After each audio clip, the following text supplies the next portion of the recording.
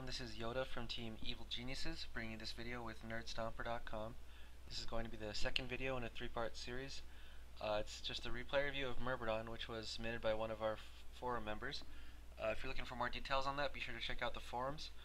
I'm just going to go straight into the video because this is a continuation of part 1. Alright, so I wasn't really checking, but it does seem that checking who bought the stuff, but it does seem like his team has a second set of awards and a flying courier up already.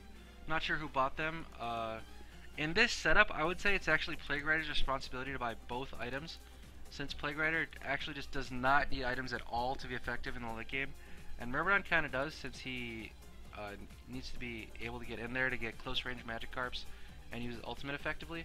So Myrmidon actually does kind of need some items, unlike Plague Rider, so I think it's right for Plague Rider to buy both. I'm not sure who actually bought them in this game, but so far he bought red boots, which is definitely the correct item to get next, since money is, as I said, tight since you're playing support. Let's see, I believe I pause it here because something's about to happen. Okay, so Valk starts ganking with a haste. So if you are looking at the map, you would see this. Sandwraith and Plague Rider are actually kind of oblivious, it looks like. Yeah, Sandwraith's still going for CS, Plague Rider's still sitting behind him. So it looks like Valk's going to get some damage in here. If you're playing Myrmidon, right now I would be just looking to harass Valk with some spells and try to get him not to kill anyone, but not really go for the kill, since the kill's not going to happen. Alright, so that's exactly what he did. Stun Valk, hit him with both spells. And it doesn't really matter since Sanders was in such a bad position that nothing could have been done to save him. So he played the fight exactly as I would have. When he denied Sandwraith, that's good. I wasn't even thinking of that when I saw the beginning, but that was smart of him to deny Sandwraith. Obviously Sandwraith was going to die anyway. Denying him stops Valk from getting gold. I believe it saves Sandwraith some gold too, so he does escape. Or so he doesn't, not escape, he does deny Sandwraith and they get out. So very, very well played there. That deny was pretty clutch. And yeah, that's the kind of play that makes you look like a really good support player. Pretty impressed. Anyway, Devourer comes down for a gank, but that was a really bad gank. Let's go back and look at the setup of this gank. So Devourer has half HP, and he has a good amount of mana, but he's still only level 5. I don't even know how that happened. Devourer's still only level 5, can't really, he can just hook and rot. Let's see what he does here. Obviously they're playing super far back, since they're low on HP, and currently the Legion team has a lot of enemy heroes in the lane. So they should be just play. So this is correct of these people to be playing back and going to heal soon. Don't know why this Devourer is going for gank. This is really dumb of him. So anyway, here he comes. Goes for a hook, whiffs horribly.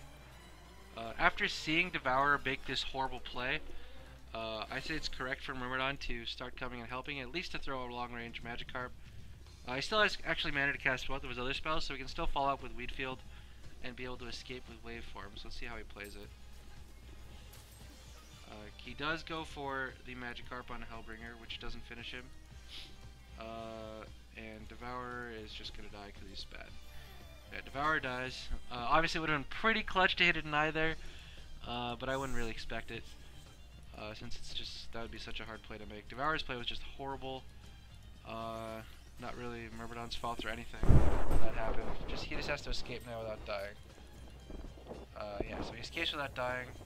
He's gonna go heal now, and moving on. Alright, so after Myrmidon went to go heal, he came back with Homecoming Stone and no other items. It's pretty fine.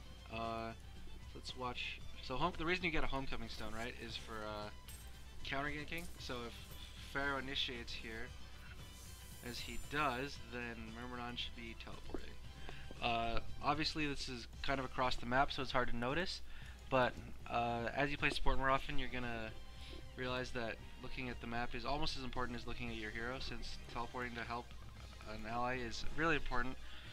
As it is here, the Wild Soul actually ends up doing okay. He lives, but he does lose his bear and he goes to super low. So at this point, if you're playing Myrmidon, you certainly need to be aware of what's going on top. This Wild Soul should be like yelling to tell people that he's dying, needs some TPs. But since this is kind of Myrmidon's actually the only one with a TP, which is, you know, good. He should be carrying TP, but it's kind of bad that his allies aren't carrying TP. He will have to call for allied assistance to go top. Probably ask the Sandwraith to buy TP at the moment. Well, I'd ask Plague Rider, and Plague Rider would tell me he doesn't have enough gold because he doesn't. And then I would ask Sandwraith to TP with me to go top to save this tower and this Wild Soul. Otherwise, Wild Soul's gonna go down. If I see this happen, so Valkyrie's actually like walking into the woods. If he actually goes in there, I would definitely TP just by myself to try and save the Wild Soul. I believe he just didn't notice it, and he's kind of just like camping bottom, looking at his own lane. But as is, looks like Wild Soul's gonna be okay. I would definitely TP top here and go in for the Valk. Since Valk's taking a lot of tower damage here, he's in an exposed position. I certainly would have TP'd. Ooh, what happened here? Let's back up, because I was looking top. So they realized that the Legion team was pulling, and Plague Rider Nishiga on a Slither. Once again, please don't rush Chalice on your support heroes. This is such a bad build. You don't want Chalice. First of all, you don't want Chalice without a way to get the HP back, which Slither doesn't have. Second of all, you don't want Chalice unless you're actually planning to like use the mana for something, like spamming it on creeps or something, which Slither does not do. Does not need a Chalice. Just needs a Ring of the Teacher. Please don't get Chalice on your support heroes. Anyway, again, Slither gets caught here. Myrmidon wave forms in, but Slither's out of range already. So let's see how the rest of this fight plays out. So here's what happens. Legionnaire pops out on Plague Rider, and Slither runs straight into Devourer. At this point, I would just assume that Slither's gonna die. There's no real way for him to escape here. Devourer's definitely got him on lockdown. So I would actually turn around here and go for the Legionnaire. Instead, he goes for the Magikarp on Slither, since that was his original plan. He just wasn't able to adapt in time, which is okay. Obviously, it would be better if he had just turned around and carped the Legionnaire instead, but let's see how this plays out.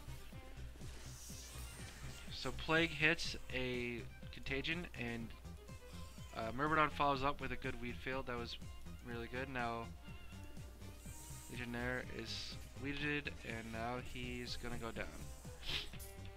So very well played there. Good positioning. Only thing I would have done different is I would have saved Carp for Legionnaire, since the Sandwraith was gonna, or since the Slither was gonna die anyway. And obviously I also would have teleported tops when Valkyrie went in there, but not teleporting top also gave him an opportunity to do this, so that's good. Let's continue. Alright, I actually ended the last clip without realizing that something was going to happen.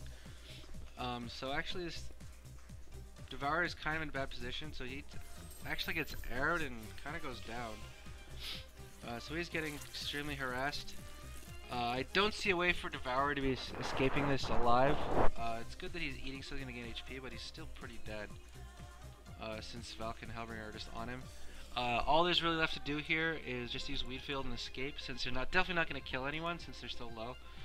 So I would just use Weed Field and escape. I believe he actually tries to get a couple hits on. He does hit a nice Weed Field, but I'd say it's wrong to try to get like any hits on here. And she realizes quickly, and I would just run away, since it's just like a 2v4 situation when they're out of mana. That was good. It was a good escape. So he actually popped the mana potion here. I don't like that, since he's not going to be able to use the mana for anything. He's just going to run to the fountain and go heal. And this mana potion's not really going to do anything. He's just basically wasting it. He actually super wasted it because he got rocketed. But even if he hadn't gotten rocketed, or tormented souled by Pharaoh, he still wasn't going to need the mana potion, so I don't really like using it there. So obviously it's just a small thing. I just noticed that I wanted to mention it. So he goes heal now, and on to the next clip. Alright, so the next action thing actually happens relatively soon. He's just made his way back to the fountain. So let's see what happens here. Start getting harassed at tower, and Valk actually comes around with an Invisor, and I believe they should have seen him pick that up. Let's actually watch that. Also, I'll go back 20 seconds. Valk. Oh, they don't have a ward here yet. Why do they not have a ward here yet? Oh, Hellward does have a ward here. Let's go to Hellward. Yeah, so they do have a ward here. they see this invis rune, so they should know Valk's gonna get it, and these people should be playing super far back. They should be going to heal, and they're not, which is why Valk's able to initiate on them 20 seconds in the future.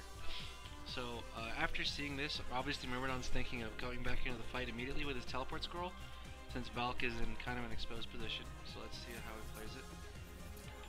Plague Rider just immediately dies, and Sanris getting initiated on here, getting hit a couple times here. So Myrmidon TPs with, actually he currently only has about half HP and low mana. Obviously he's gonna regenerate some while he's TPing and when he lands. So I definitely approve of teleporting here, since every second he doesn't teleport is another second Valk's getting away from the tower. So Valk goes for the kill on Sanris, actually gets it. And then Myrmidon comes in with Devourer running the enemy team. So let's see who he carps. Right now, obviously, I would be carping Hellbringer since he's the most fragile and in a bad position. So he actually does carp Hellbringer and uses Weed Field to follow up. So I wouldn't quite be doing that since Devourer is probably going to use his ultimate very soon. So I would try to follow up on that instead of just trying to follow up on carp. It's obviously better to follow up on a real target stun instead of carp, since carp doesn't necessarily stun them. So I would have waited for the Devourer to do that before casting Weed Field. As it is, it doesn't really matter since Hellbringer just dies. But that's what I would have done differently there. So now he's going to have to go heal again, since obviously he came to the lane with no HP and no mana. But that's okay, because he's a support hero, doesn't really need to get any gold. So we got level 3 carp here.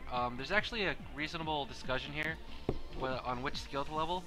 Our very own Beatiz actually prefers to level Weed Field, but I like to level Magic Carp because when you cast Weed Field, you generally wait for something to set it up, and when you cast Magic Carp, you just cast it on anyone, like whenever they're in range of it in a fight, you just cast it on them. So that means that while the skills have the same cooldown, you actually are much more likely to cast multiple Magic Carps in a fight than you are to cast multiple Weed Fields, which is why I like to level Magic Carp. Beatiz likes to level Weed Field just because it gets a longer guaranteed stun, since if you actually hit Weed Field, they're definitely going to be stunned, whereas if you just Magic Carp someone, they're almost definitely not going to be stunned. So that's why Beatiz levels Weed Field. I actually just prefer the extra damage in the early game from Magic Carp, since obviously early game more magic damage is good, and late game more stun time is good. So that's why I get this skill build. Alright, so that'll do it for part 2. Be sure to watch part 3 for, I guess, the last part of this replay review. Once again, this is Yoda from Team Evil Geniuses, bringing you this video with Nerdstomper.com. Thanks for watching, and be sure to check out the forums.